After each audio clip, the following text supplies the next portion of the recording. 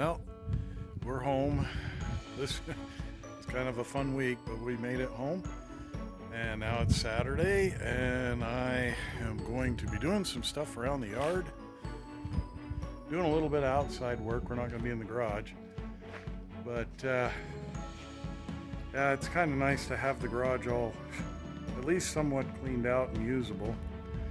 So anyway,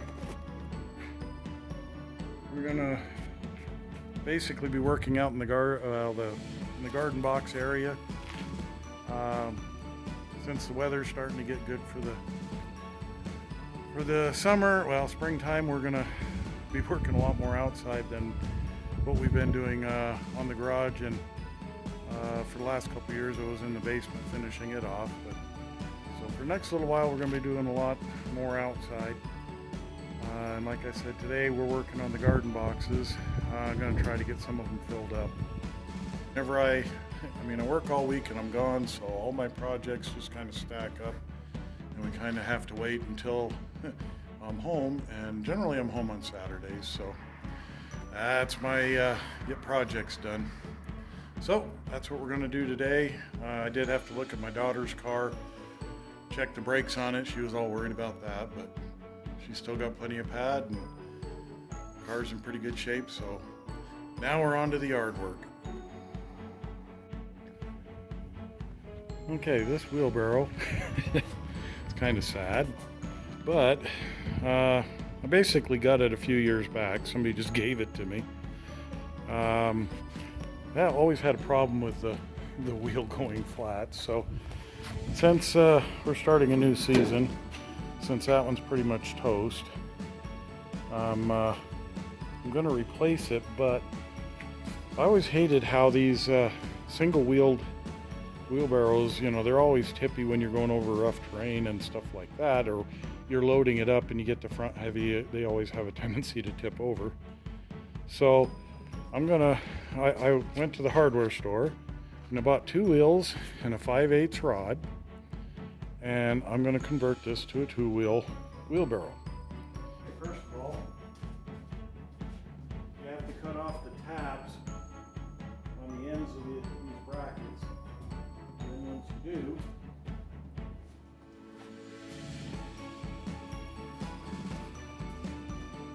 cut them off. Once you do, you just push the axle out, take the old wheel off.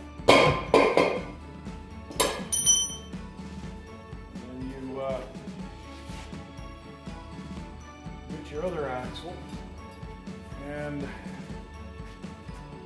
I've drilled out the holes there for the pins.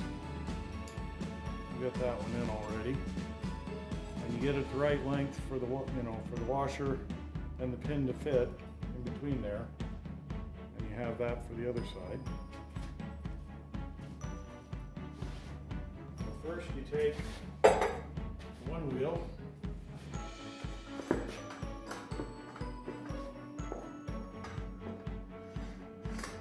the rod through,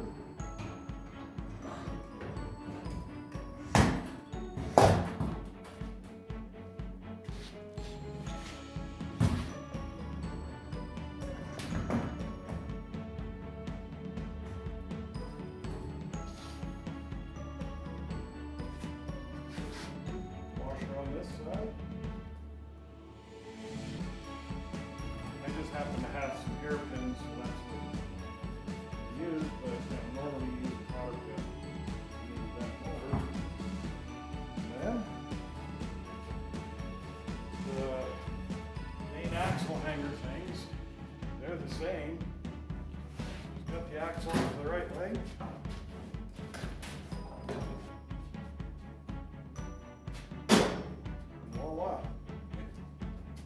You now have a 2-wheel wheelbarrow.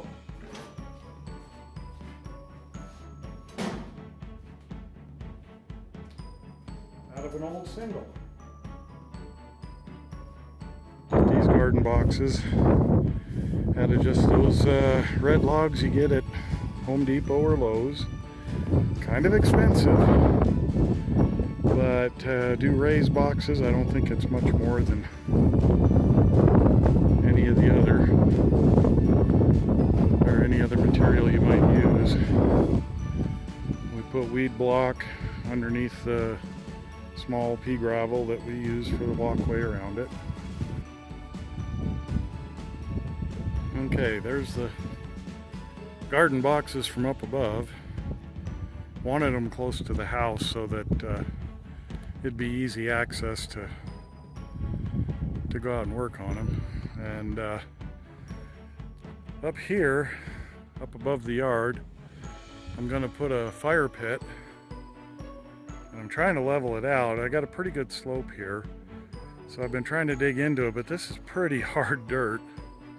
And back to the garden boxes, to raise them up, I'm using this dirt and digging it out, and then wheelbarrowing it down to fill them up. And then I've got a bunch of old compost way in the back. It's a brown pile kind of in a windrow, and it's been there for about 7 years, and it's composted down pretty good. So that's what we're using to kind of fill up. We put the dirt in the bottom, put the compost, mix it in. Can't get the tractor bucket in over the middle boxes anymore. I used it down on the end ones to put the stuff in, but now I can't get in there anymore. So I'm using a wheelbarrow and carting it down.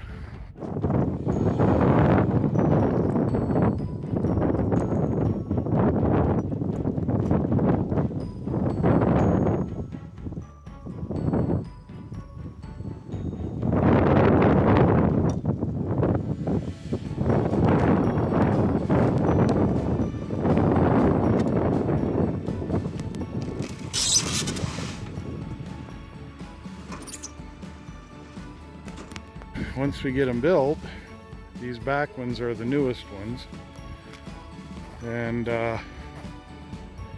I'm just filling up the bottom part with just some dirt. This one I put compost in and tilled it all up, and this one I haven't tilled up and leveled out. And then we'll fill the rest of it up with the potting soil mix that she has come up with for, that's what she used up on these up here. These we've been using for probably, I think this is the third or fourth season that we've been growing stuff in on these two. And it's just taken a while to build these other ones. But it's kind of been a process.